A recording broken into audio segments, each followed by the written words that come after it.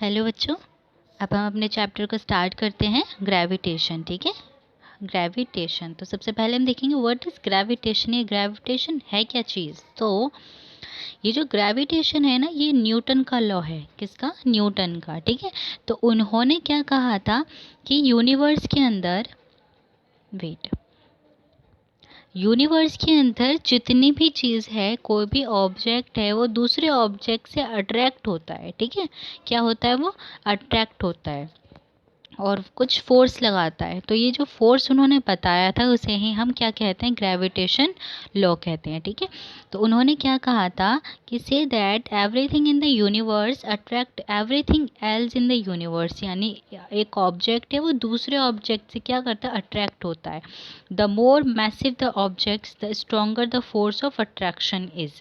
ठीक है, तो जितना ज़्यादा वो मैसिव होगा ऑब्जेक्ट, उतना ही ज़्यादा फोर्स ऑफ अट्रैक्शन होगा उसके अंदर। ठीक है, सो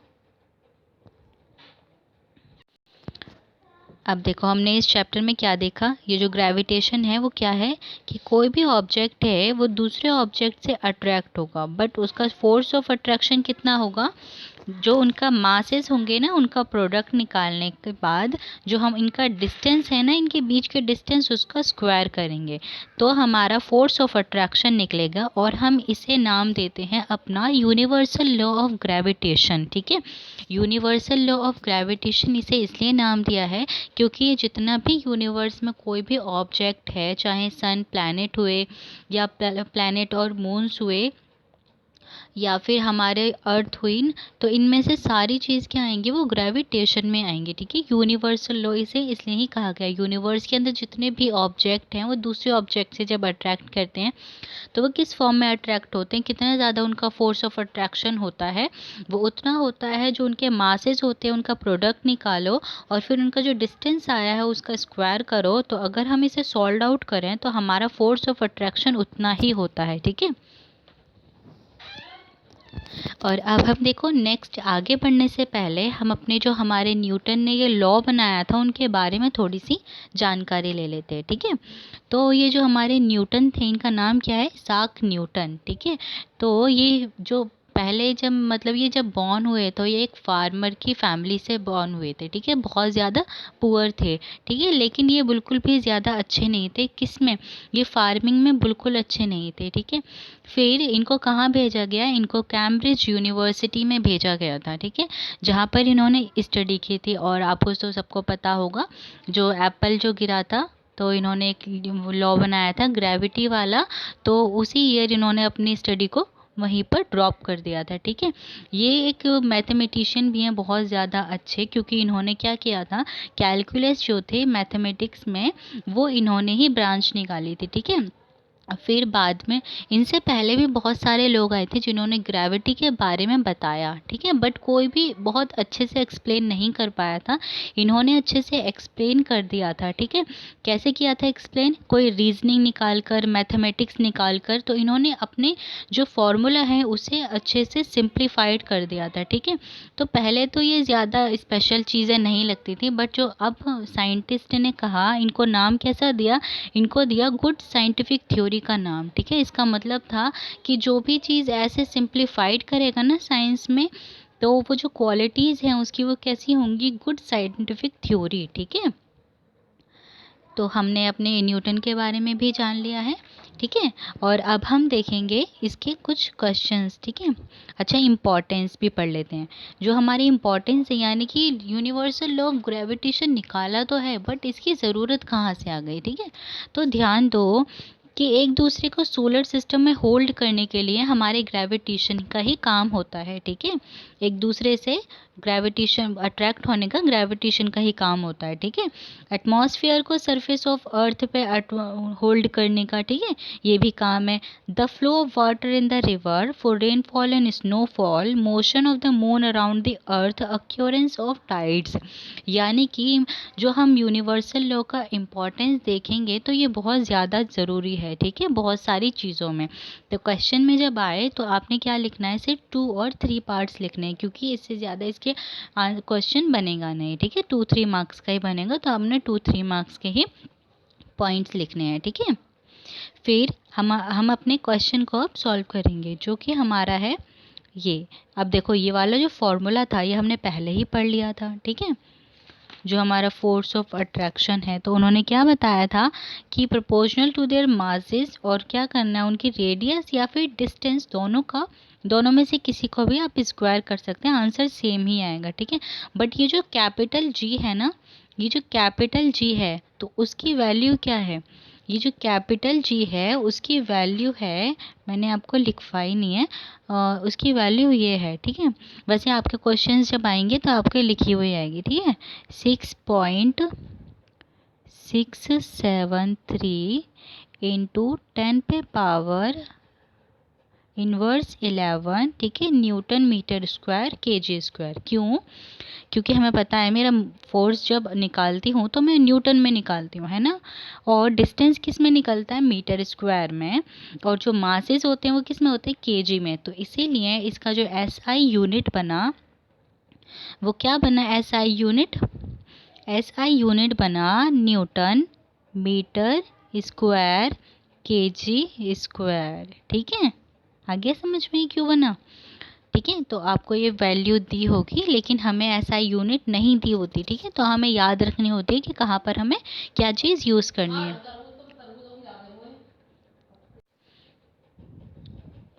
अब देखो हमारा फॉर्मूला हो गया। अब हम इसके क्वेश्चंस को देखते हैं, ठीक है। सबसे पहले हम एग्जांपल जो हमारा बुक का क्वेश्चन था हम उसे देखेंगे, ठीक है।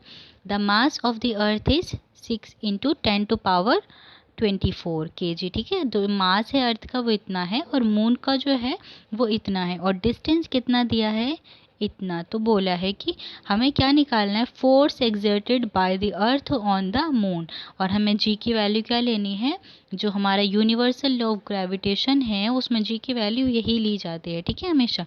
तो अब हम क्वेश्चन को सॉल्व करेंगे, तो देखो कैसे करेंगे। जो हमारे हमने फॉर्मूले में क्या पढ़ा है, m इंटू एम, ये 2 वाला m, ये 1 वाला, कैपिटल जी अपॉन में डी का स्क्वायर, ठीक है। तो ऐसे होता है ये फॉर्मूला। तो जी की जगह हमें क्या लिखने हैं, 6.67 इंटू 10⁻11, ठीक है। ये हमें जी की वैल्यू को रखना है, ठीक है। अब हम इसे सॉल्व कैसे करेंगे, तो हम क्या करेंगे, पहले प्रोडक्ट ऑफ मासेस, पहले हम सारी वैल्यूज़ को पुट कर लेंगे, ठीक है। उसके बाद हम अपने आंसर को करेंगे, ठीक है। ये देखो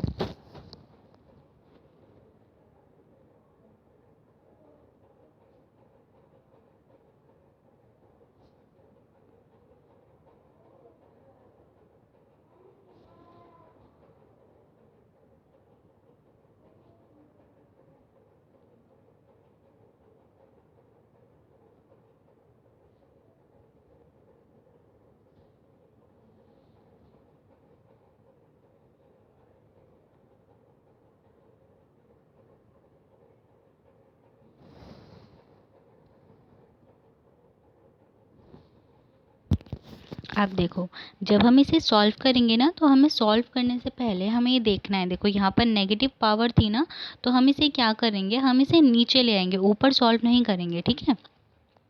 और जब इसे नीचे लाएंगे और जो हमारे 10 हैं उन्हें हम क्या करेंगे, जो हमारे 10 पे पावर्स हैं उन्हें हम प्लस करेंगे, ठीक है। और जो नीचे वाली पावर है उन्हें कट कर देंगे, ठीक है।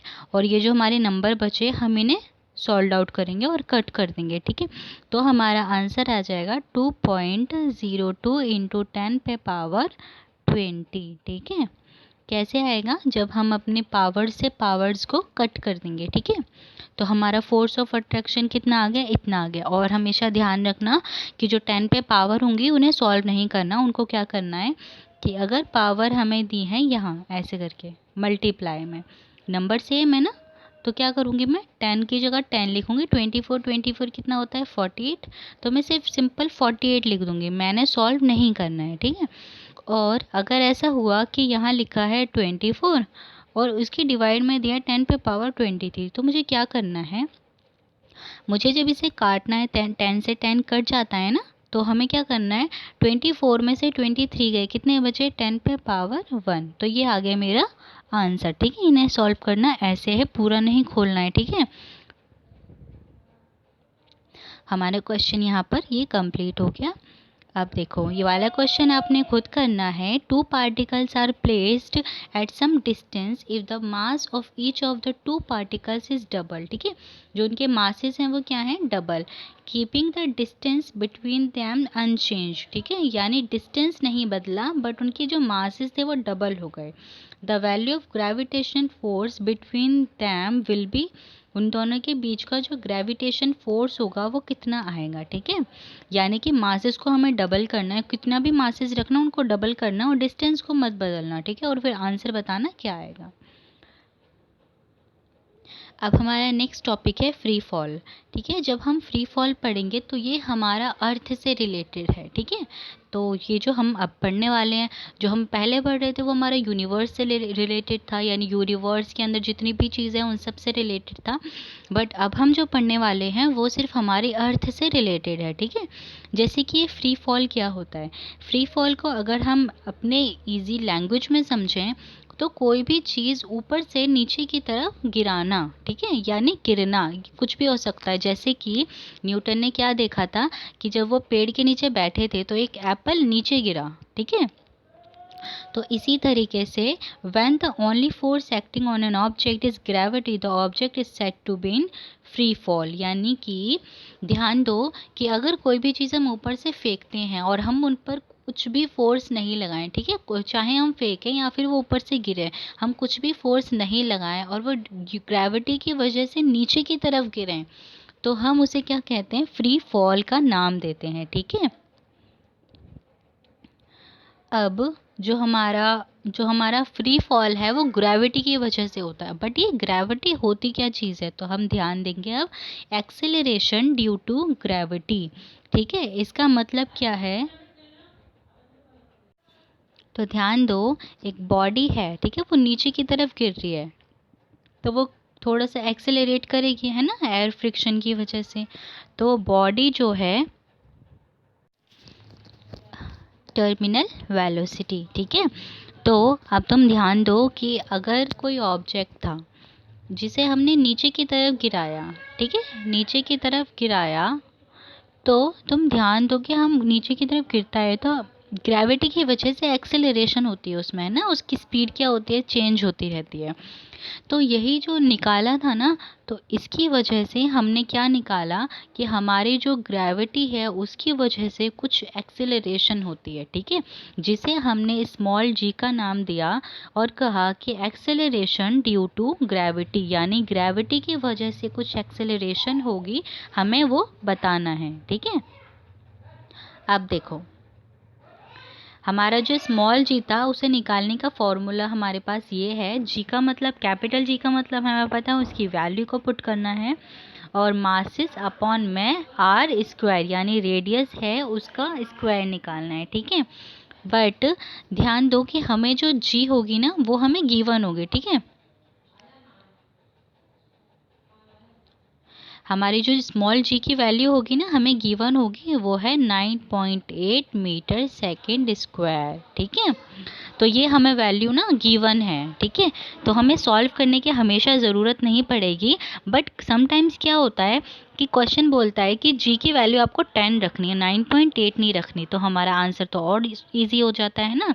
तो हमें ये वैल्यू गिवन होगी, बट अगर हमसे कोई पूछे कि क्वेश्चन आ जाए कि due to acceleration due to gravity का फॉर्मूला बताइए, तो आप कैसे बताओगे, तो आपने क्या करना है, ये चीज़ याद रखनी है कि एक्सेलरेशन ड्यू टू ग्रेविटी का फॉर्मूला होता है जी एम अपॉन में आर स्क्वायर। अब ये जो जी है ना यही हमारा एक्सेलरेशन होता है। ठीक है, बट इसे स्मॉल जी का नाम क्यों दिया है, क्योंकि इस पर कुछ भी फोर्स नहीं लगता, सिर्फ ग्रेविटी का फोर्स लगता है। ठीक है, इसलिए इस चैप्टर में इसे जी का नाम दे दिया। ठीक है, तो ये हमारा क्या है, सिर्फ एक्सेलरेशन ही है और एक्सेलरेशन का फॉर्मूला क्या होता है, मास अपॉन में फोर्स। जो हमारा फोर्स है उसको अपॉन कर देंगे हम मास से, तो हमारा वो एक्सेलरेशन आ जाता है ना। तो इसी को इन्होंने सॉल्व करके ये जी निकाला है। ठीक है, जी की वैल्यू हमें गिवन होगी 9.8। ठीक है, और ये वाले फॉर्मूले जो हमने अपने लास्ट चैप्टर में पढ़े थे बहुत अच्छे से मोशन वाले में, ठीक है, तो ये हमें याद रखना है। क्यों, क्योंकि अगर ये तो हमारे अर्थ के जितने भी मोशन हैं, तो हम इसमें यूनिफॉर्मली अगर कोई भी मोशन है किसी भी ऑब्जेक्ट का, तो ये सारे फार्मूले उसको सॉल्व करने के लिए वैलिड हो जाते हैं, ठीक है। तो इसीलिए हम इन फार्मूलाज को यूज़ करेंगे। अब कब यूज़ करेंगे? कभी हमें डिस्टेंस निकालना पड़ सकता है, वेलोसिटी निकालनी पड़ सकती है ना, तो इसीलिए हम इन चैप्टर्स के इन इक्वेशंस को सॉल्व करेंगे, ठीक है। और ये कब यूज़ होंगी?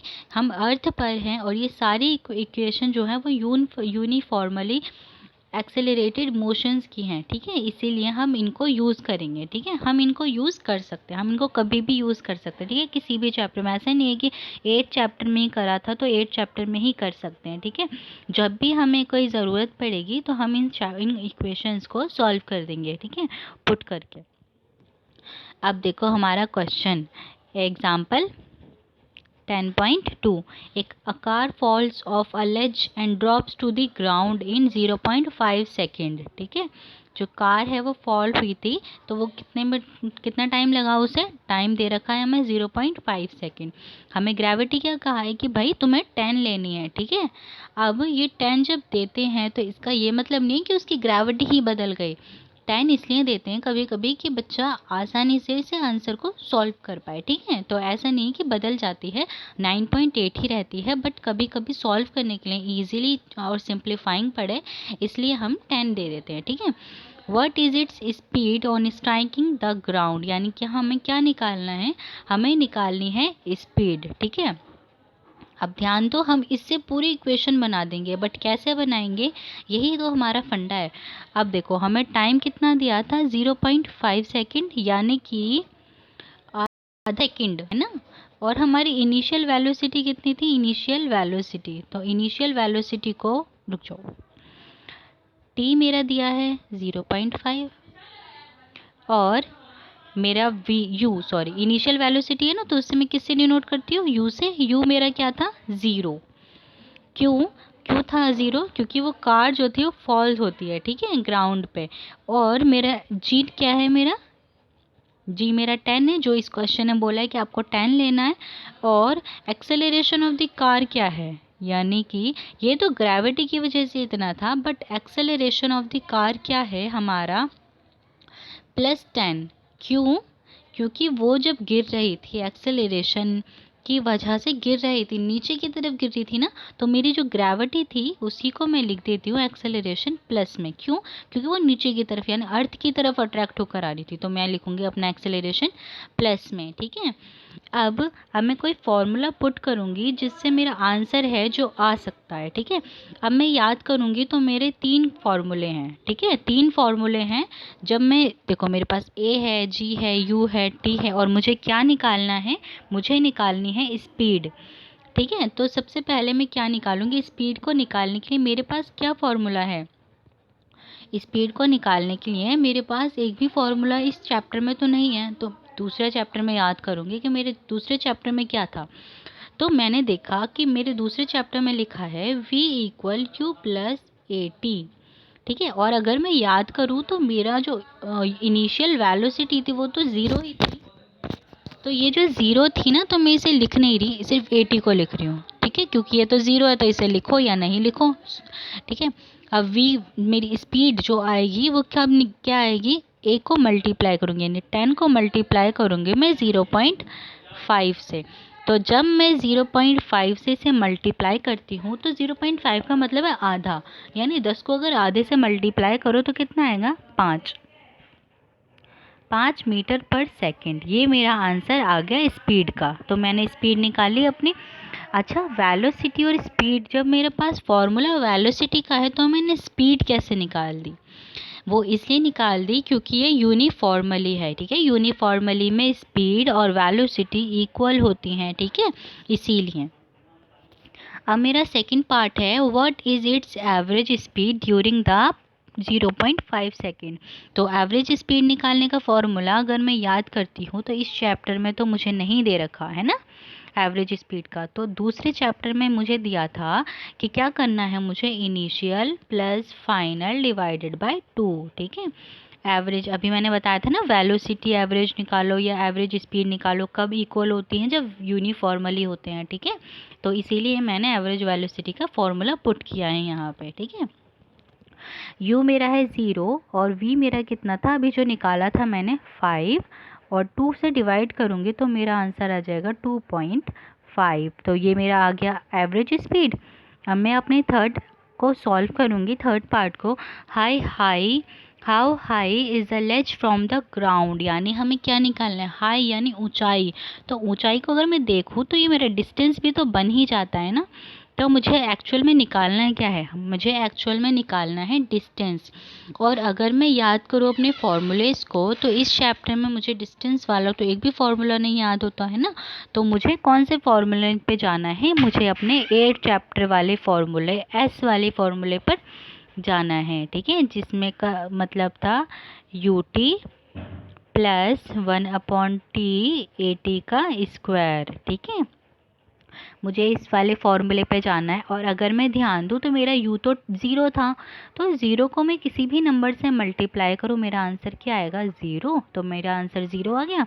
अब मैं लिखूँगी 1/2 इंटू, एक ही जगह में क्या लिखूँगी 10, और मेरा टाइम कितना था t 0.5 था ना, तो 0.5 को 2 बार करना है मुझे, t स्क्वायर लिखा है ना 0.5, तो 0.5 इंटू 0.5, ठीक है, 2 बार लिख दिया मैंने। तो मैं इसे इससे सॉल्व करूँ तो मेरा आंसर 5 आता है ना, 2 5 10 आ गया। अब मेरा जो 5 है इसे 0.5 और 0.5 से जब मैं मल्टीप्लाई करती हूँ तो मेरा आंसर आ जाता है 1.25। अब मैं इसके आगे नंबर सिंबल कौन सा लगाऊं, तो सिंबल मुझे लगाना है डिस्टेंस वाला, और मेरे डिस्टेंस का सिंबल होता है मीटर, ठीक है। हो गया ये हमारा क्वेश्चन यहीं पर कंप्लीट, ठीक है। अब हम अपना नेक्स्ट क्वेश्चन देखते हैं। देखो एग्जाम्पल 10.3, एक ऑब्जेक्ट है इज थ्रोन वर्टिकली अपवर्ड्स, यानी कि ऊपर की तरफ फेंका गया, ठीक है। And rises to a height of 10 metre, यानी हाइट कितनी हुई इसकी, जब कोई ऑब्जेक्ट ऊपर की तरफ फेंका गया, ऊपर की तरफ, तो वो कितनी हाइट ऊपर गया, 10 मीटर ऊपर गया। Calculate the velocity with which the object was thrown upwards, ठीक है। हमें क्या निकालनी है, वेलोसिटी। जब वो ऊपर फेंका गया था ना, ऊपर की तरफ जा रहा था, तो उसकी वेलोसिटी कितनी थी वो निकालना है। और सेकंड में निकालना है द टाइम टेकन, ठीक है। हमें टाइम निकालना है और वेलोसिटी निकालनी है। अब मैं याद करूं तो मेरा ऐसा कोई भी फॉर्मूला इस चैप्टर में नहीं है, ठीक है। तो मैंने क्या करना है, मैंने उन 3 पे जाना है, जो 3 फॉर्मूले हैं ना मेरे, उन पर जाना है। तो अब मैं अपनी क्वेश्चन की डिटेल लिखती हूँ कि मेरे पास क्या है। मेरे पास है एस क्यू है, हाइट थी ना भाई, तो हाइट को क्या मानते हैं हम, अपना डिस्टेंस मानते हैं, है ना। और अगर मैं ध्यान दूँ तो मेरी जो फाइनल वेलोसिटी होगी वो 0 होगी किसी भी चीज़ की। क्यों 0 होगी वो, तो अगर मैं याद करूँ,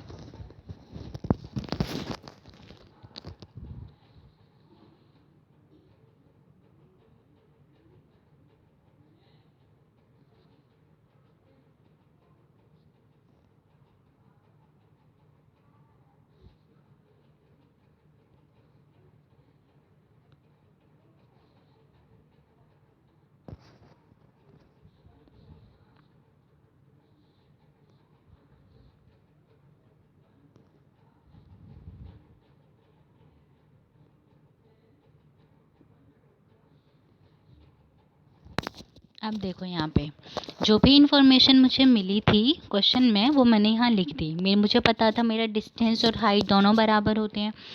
मेरी वेलोसिटी जो होगी फाइनल वो 0 क्यों होगी, क्योंकि अगर आप ध्यान दो तो जब हम किसी भी चीज़ को फेंकते हैं तो वो एकदम ऊपर जाकर थोड़ी सी जगह स्टॉप होती है ना, फिर वो वापस आ जाती है। तो मेरी वेलोसिटी फाइनल वाली कितनी होगी, 0 होगी। मेरा ग्रेविटी वाला था 9.8 जो कि मेरा है, बट मेरा जो ए था वो -9.8 क्यों आया, क्यों इसलिए आया क्योंकि मैंने अपवर्ड यानी ऊपर की तरफ फेंका था, यानी कि वो अर्थ से तो दूर जा रहा था ना, इसलिए वो -9.8 आएगा। अब मुझे क्या निकालना है, अपनी इनिशियल वेलोसिटी को निकालना है, यानी u को निकालना है। और अब मैं याद करूँगी मेरा फॉर्मूला जिसके अंदर मेरा u भी हो और v भी हो। तो अब देखो मैं कौन सा फॉर्मूला यूज़ करूँ। अगर मैं तीनों फॉर्मूले को ध्यान से देखूँ तो मैं इस वाले फॉर्मूले की तरफ ज़्यादा जाऊँगी। क्यों जाऊँगी मैं इस फॉर्मूले की तरफ ज़्यादा? क्योंकि मुझे पता है ये फॉर्मूला ऐसा है जिसके अंदर सारी चीज़ मुझे क्वेश्चन में गिवन है, ठीक है। तो वी स्क्वायर, मेरा वी तो ज़ीरो था, मैं लिखूँगी यहाँ ज़ीरो। यू मुझे नहीं मालूम, 2 मुझे पता है, और ए पता है मुझे 9.8 था, और एस पता है मुझे, मेरा एस कितना था 10। अब देखो ध्यान से, यू स्क्वायर की जगह यू स्क्वायर, जब तक प्लस को तब तक नहीं करेंगे जब तक हम इन नंबर मल्टीप्लाई वालों को सॉल्व नहीं करते। अब देखो -9.8 है, उसे 10 से जब मैं मल्टीप्लाई करूँगी तो -98 आएगा, ठीक है। और -98 को जब मैं 2 से मल्टीप्लाई करूँगी तो मेरा आंसर कितना आना चाहिए? तब मेरा आंसर आना चाहिए ये आ गया मेरा आंसर। अब ये नंबर यहाँ माइनस में है, उधर भेजेंगे तो क्या होगा, उसे प्लस में बन जाएगा। अब इन्होंने कहा भाई यू स्क्वायर 196 है, तो मेरा अगर मैं यहाँ से स्क्वायर हटाती हूँ तो मैं यहाँ पर रूट लगाऊंगी, है ना। अब 196 किसका किसका होता है रूट? वो होता है 14 का स्क्वायर होता है 196। तो मेरा फाइनल इनिशियल वेलोसिटी कितनी आई? मेरी 14 इनिशियल वेलोसिटी आ गई, ठीक है। अब उसके बाद बोला था इनिशियल भी निकल गया, फाइनल भी है मेरे पास। अब इन्होंने कहा है कि टाइम बता कर दिखाओ। तो टाइम के लिए मैं याद करती हूँ मैं अपना सबसे इजी फॉर्मूला, जो कि मेरा है ये v इक्वल में u प्लस 80, ठीक है। मेरा v 0 था, v 14 है, और a कितना है मेरा? a है मेरा -9.8, ठीक है। और मेरा t कितना है मुझे नहीं मालूम। मेरा 14 प्लस में वहाँ जाएगा माइनस में, और ये यहाँ मल्टीप्लाई में, और वहाँ जाएगा तो क्या बन जाएगा? ये डिवाइड का बन जाएगा। और अगर मैं डिवाइड करूँ 14 और 9.8 को तो मेरा टाइम आ जाएगा। तो इसे डिवाइड करने पर आंसर आता है 1.43। अब ध्यान दो कि यहाँ दोनों जगह माइनस थे, तो माइनस से माइनस कैंसिल हो गए, ठीक है। और ये भी ध्यान रखो कि टाइम तो कभी माइनस में आ ही नहीं सकता, ठीक है। इसीलिए ये कैंसिल तो वैसे भी मैथमेटिकली हो ही जाते हैं ये, ठीक है। तो हमारा आंसर कितना आया? 1.43 सेकेंड्स टाइम, ठीक है। यहीं पर हमारा ये एग्जाम्पल भी फिनिश हो गया, ठीक है।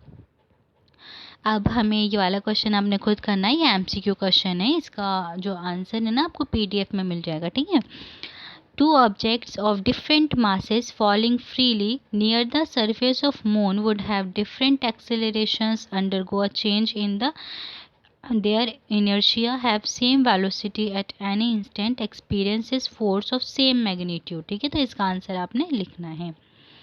और अब देखते हैं हमारा ये जो मास और वेट हम पढ़े जा रहे हैं बार बार, तो ये है क्या चीज़? तो हमारा जो मास है ना, मास का मतलब है कोई भी ऑब्जेक्ट है, ठीक है। कोई भी ऑब्जेक्ट है हमारा, तो उसका जो उसका जितना भी वेट होता है ना, यानी कि उसका वेट जो है वो कभी चेंज नहीं होने वाला, वैसा वाला मास, ठीक है। तो ये क्या है कि एक ऑब्जेक्ट है, कोई भी मैटर है, तो क्या होगा कि जितना ज़्यादा उसका मास होगा उतना ही ज़्यादा इनर्शिया, ये हमने पढ़ा था ना। तो हमें याद रखना है कि जो मास है ना ऑब्जेक्ट का, वो क्या होता है, कभी भी प्लेस टू प्लेस करेंगे तो चेंज नहीं होगा, ठीक है। कभी भी प्लेस टू प्लेस करेंगे तो वो चेंज नहीं होगा। अभी सिर्फ इतना ही याद रखो, क्योंकि तुम्हारी बुक में सिर्फ इतनी ही इन्फॉर्मेशन इसकी गिवन है, ठीक है। तो हमारा मास क्या है कि हम उसे प्लेस टू प्लेस, यानी हम अर्थ पे हैं, हम मून पे हैं, हम मार्स पे हैं, हम कहीं पर भी हैं, किसी भी प्लैनेट पर हैं, कहीं पर भी हमारा मास कभी चेंज नहीं होगा, वो इतना ही रहेगा जितना यहाँ है, ठीक है। दूसरी जगह अगर हम वेट को देखें, तो ये जो मेरा वेट है ना, अब ये वेट जो है मेरा, ये क्या होगा, अर्थ पे ग्रेविटी की वजह से थोड़ा ज़्यादा होगा, ठीक है। तो क्या है कि वेट क्या है कि ग्रेविटी की वजह से कोई फोर्स लगता है, उसको वेट कहते हैं, ठीक है। तो वेट का ही फॉर्मूला जो होता है वो ऐसे ही लिख सकते हैं। मेरा एक मास है, उसको मैंने ग्रेविटी की से मल्टीप्लाई किया तो मेरा जो होगा वेट निकल जाएगा, ठीक है। तो वेट का फॉर्मूला ऐसे भी हो सकता है, ठीक है। वेट का फॉर्मूला क्या होगा कि मेरा मास है, उसको ग्रेविटी से मल्टीप्लाई कर रही हूँ। ग्रेविटी से मल्टीप्लाई क्यों कर रही हूँ मैं? क्योंकि अगर मैं ध्यान से देखूं तो मुझे कौन खींच रहा है, मुझे अपनी तरफ कौन अट्रैक्ट कर रहा है, मुझे ग्रेविटी अट्रैक्ट कर रही है। इसीलिए जो मेरा मास था वो क्या हो गया था, थोड़ा ग्रेविटी की वजह से प्रोडक्ट करते हैं तो मेरा वेट आ जाता है, ठीक है। ये था हमारा मास और वेट, इतनी ही इन्फॉर्मेशन अभी के लिए काफ़ी है। और अब हम देखते हैं हमारा जो, हम मून पर जब जाएंगे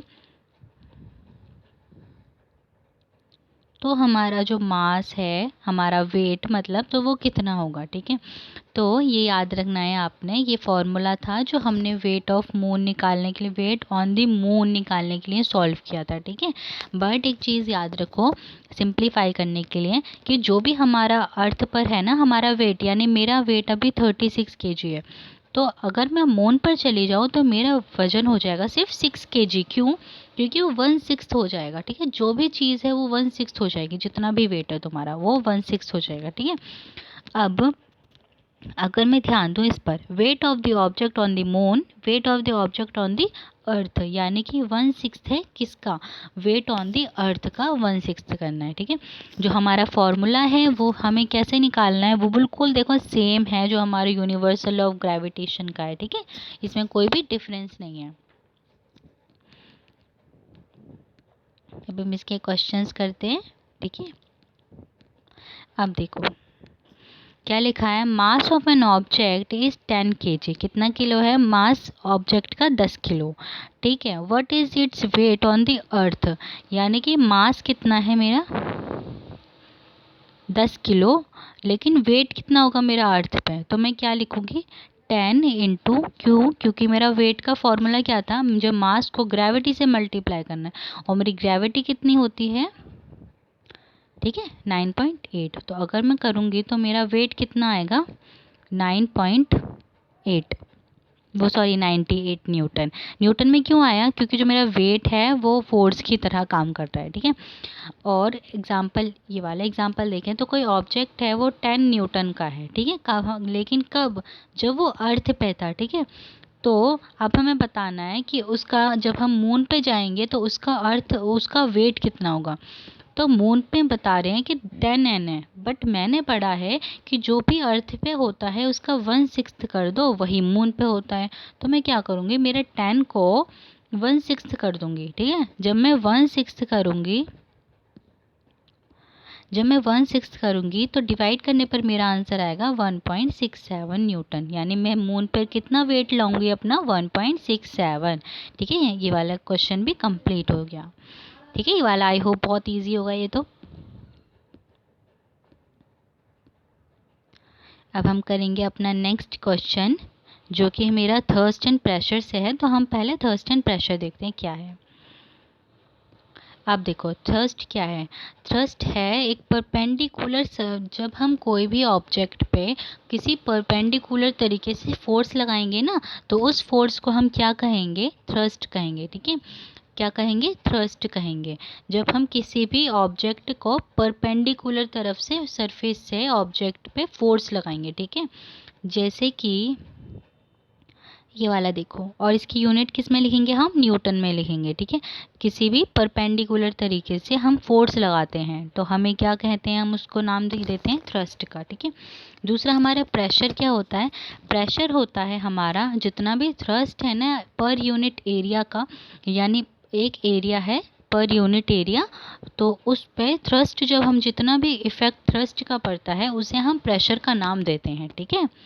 अब प्रेशर का फॉर्मूला है थ्रस्ट अपॉन में एरिया, ठीक है। और इसे किसके बिहाफ पर रखा जाता है, इसे owner of scientist Blaise Pascal की तरफ से रखा जाता है, ठीक है। इसलिए इसका जो यूनिट है वो PA पास्कल है, ठीक है, प्रेशर का। अब हम देखते हैं हमारे ये वाला क्वेश्चन, अब इसमें लिखा है a block of would is capped on a table top, यानी कि वो जो एक लकड़ी है, लकड़ी का टुकड़े हैं, तो वो कहाँ रखे गए हैं, टेबल टॉप पे रखे गए हैं, ठीक है। तो the mass of wooden block is 5 kg, ठीक है। तो कितना है मास उनका, 5 kg। And its dimension are, dimension दिए ना, लंबाई चौड़ाई जो होती है वो सब दे रखी है। अब बोला है find the pressure exerted by the wooden block on the table top.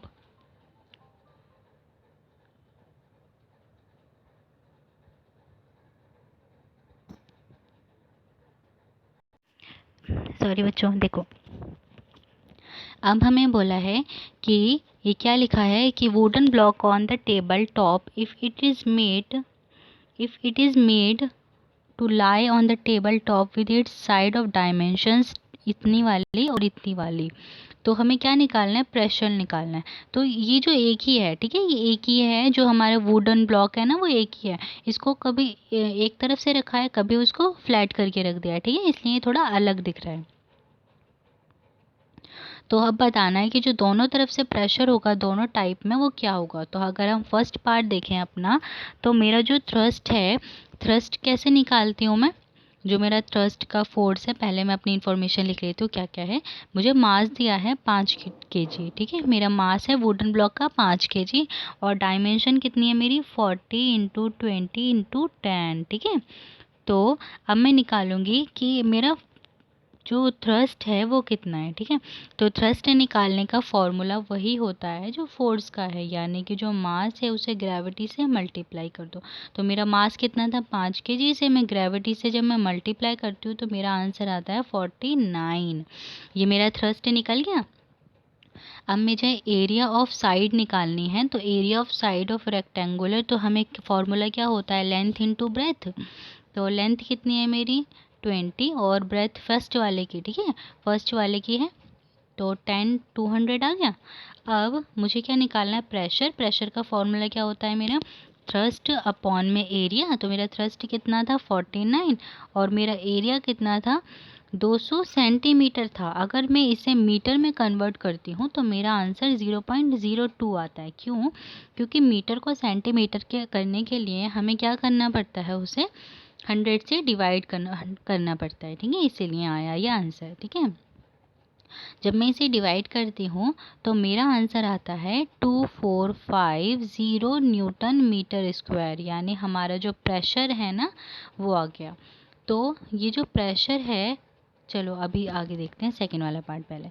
अब सेकंड में भी बोला था कि हमें 5 kg है मेरा वज़न, और अब मुझे क्या लेना है कि इसका जो न्यूटन में अगर हम ग्रेविटी से मल्टीप्लाई करें तो इसका आंसर तो सेम आएगा 9.49, सॉरी 49। बट दूसरी तरफ डायमेंशन कितनी ली थी मैंने, डायमेंशन ली थी मैंने 40 इंटू 20, तो मेरा जो प्रेशर था वो कितना आया,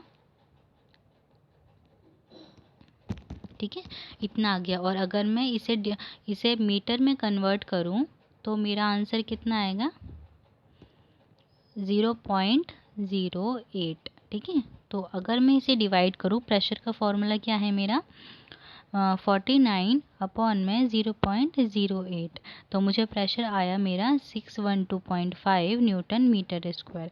तो अब बोला है इसमें कि जो प्रेशर था वो किसका ज़्यादा था। तो हम देखो आंसर पे प्रेशर किसका ज़्यादा पड़ रहा था, प्रेशर पड़ रहा था 20 इंटू 10 का 2450 था, इतना था पहले वाले का, दूसरे वाले का था 612.5। तो प्रेशर किसका ज़्यादा पड़ा, इसका ज़्यादा पड़ा, ठीक है।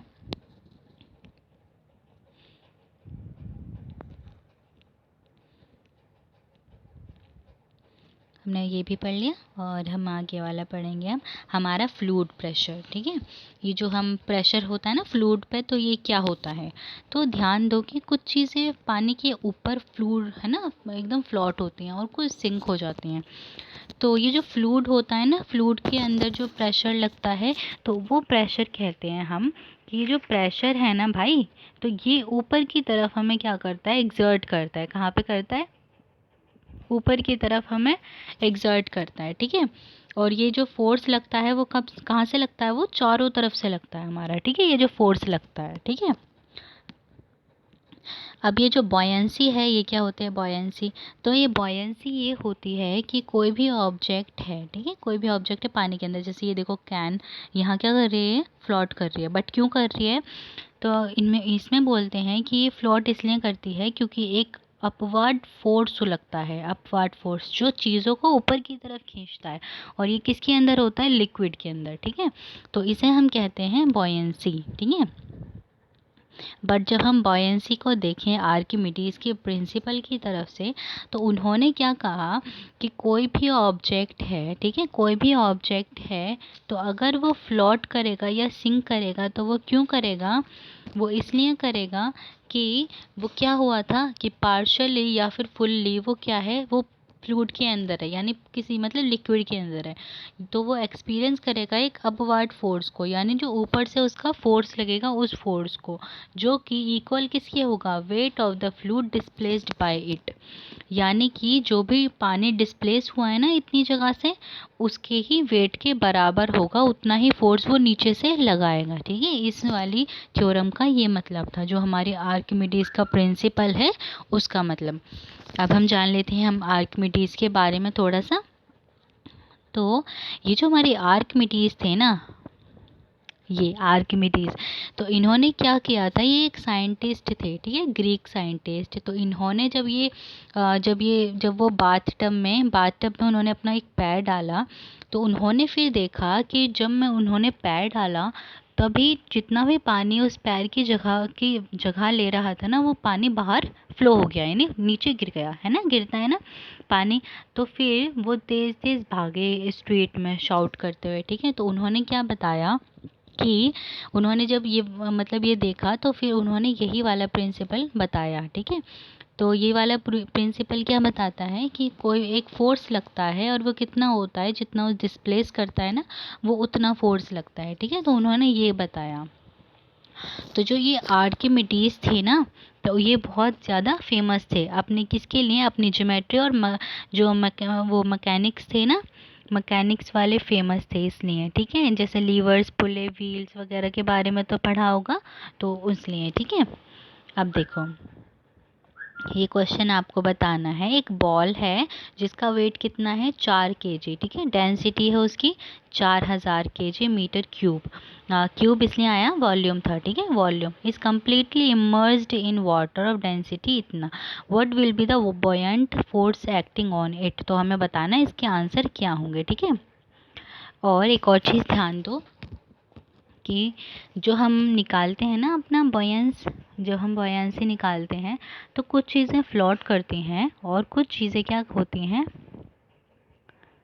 नीचे डूब जाती हैं पानी के अंदर। तो ऐसा क्यों होता है?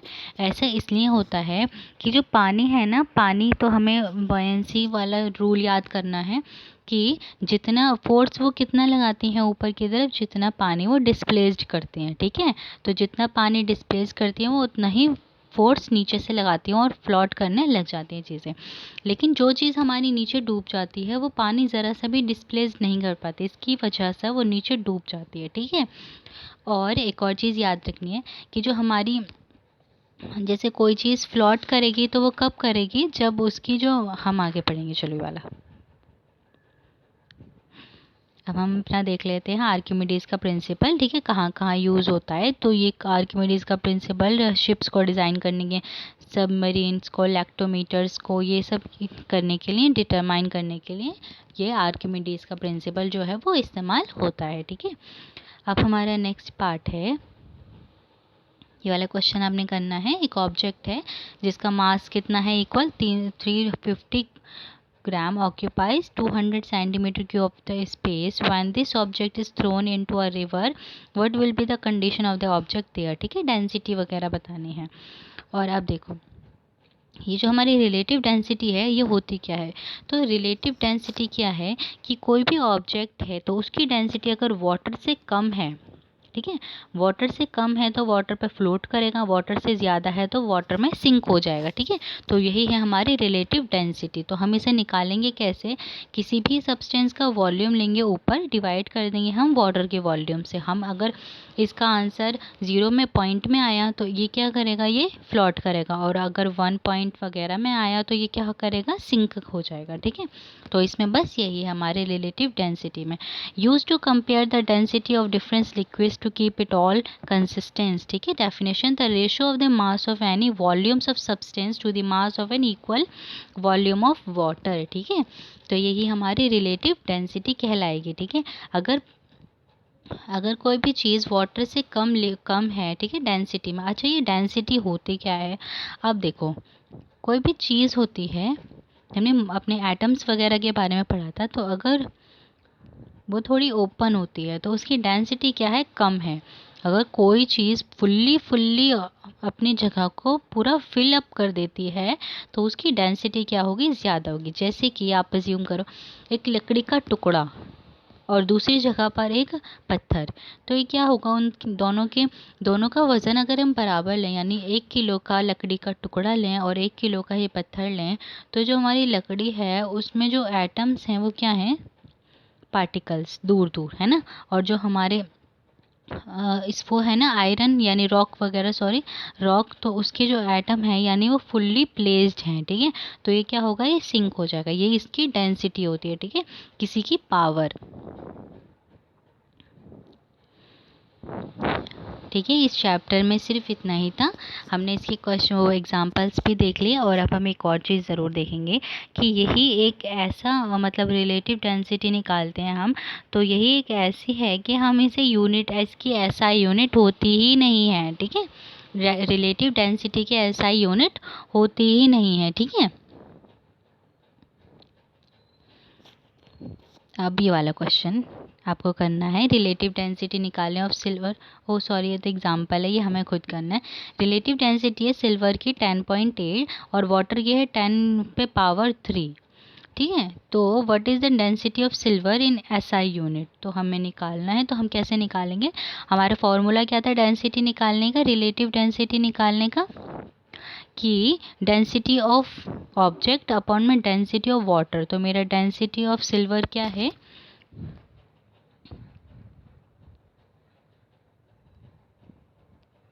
अगर मुझे डेंसिटी ऑफ सिल्वर निकालनी है तो मेरी रिलेटिव डेंसिटी दी हुई है मेरी 10.8। ठीक है, मेरी रिलेटिव डेंसिटी दी हुई है और डेंसिटी नहीं दी। ठीक है, तो रिलेटिव डेंसिटी 10.8 दे रखी है ना, तो मैं उसकी जगह पर लिखूंगी। और डेंसिटी ऑफ सिल्वर नहीं दे रखी तो मैं यहाँ पर कुछ नहीं लिखूंगा। डेंसिटी ऑफ वाटर कितनी दी है, 10 पे पावर 3। तो मैं अब क्या करूँगी, यहाँ डिवाइड में वहाँ जाएगा तो मल्टीप्लाई में, तो 10.8 इंटू 10 पे पावर 3, ये मेरी क्या आ गई, डेंसिटी ऑफ सिल्वर आ गया। और इसे मैं इसी में सॉल्व रहूँगी। और ऐसा यूनिट अगर इन्होंने मांगी है तो मैं क्या यूज़ करूँगी इसमें, ऐसा यूनिट जो मेरा केजी था ना, केजी मीटर क्यूब क्वेश्चन में जो दिया था, मैं वही यूज़ करूँगी। ठीक है, क्यों, क्योंकि इसकी ऐसा यूनिट होती नहीं है, बट इन्होंने कहा था ऐसा यूनिट से सॉल्व करना है, तो हमने कौन सी यूनिट ली इनकी, जो इन्होंने क्वेश्चन में हमें गिवन की थी। ठीक है, और इसके बाद हमें क्वेश्चन बोला है, choose the correct unit for the relative density among the following. ठीक है, डेंसिटी की जो रिलेटिव डेंसिटी है उसका ऐसा यूनिट बताना है। ठीक है, और अब हम अपने समरी को कवर अप कर लेते हैं। ठीक है, तो देखते हैं हमारी समरी में क्या है, इससे हमारा रिकैप हो जाएगा और हमें चैप्टर जो है अच्छे से समझ आ जाएगा। ठीक है, अब हम फर्स्ट वाले को देखते हैं। तो हमारा फर्स्ट वाला कहता है कि लॉ ऑफ ग्रेविटेशन क्या है। लॉ ऑफ ग्रेविटेशन है कि हमें फोर्स ऑफ अट्रैक्शन होगा किसी भी दो ऑब्जेक्ट के बीच में, और वो कैसे प्रोपोर्शनल होगा, the product of their masses and inversely proportion to the square of the distance between them. ठीक है, तो ये फॉर्मूला हम कहाँ अप्लाई कर सकते हैं, चाहे हम यूनिवर्स में कहीं भी हों, हम इस फॉर्मूले को अप्लाई कर सकते हैं। इसीलिए इसे the universal law of gravitation कहा जाता है। ठीक है, और सेकंड पार्ट है, gravitation is weak force unless large masses are involve. ठीक है, ग्रेविटेशन जो है वो वीक फोर्स होगा कब तक, जब तक उस पर लार्ज मासेस इन्वॉल्व नहीं होते। ठीक है, और the force of gravity decreases with altitude, यानी किसके साथ घटती जाती है वो फोर्स ऑफ ग्रेविटी? ऑल्टीट्यूड्स के साथ। It also varies on the surface of the earth decreasing from poles to the equator. और ये कहाँ पर घटती है ग्रेविटी? हमारे पोल जो होते हैं ना, इक्वेटर, नॉर्थ पोल और साउथ पोल वाले। और हमारा नेक्स्ट है, the weight of a body is the force which which नहीं with which the earth attracts it, यानी कि वेट क्या है? वेट एक फोर्स है जिससे अर्थ जो है वो अट्रैक्ट होती है, ठीक है।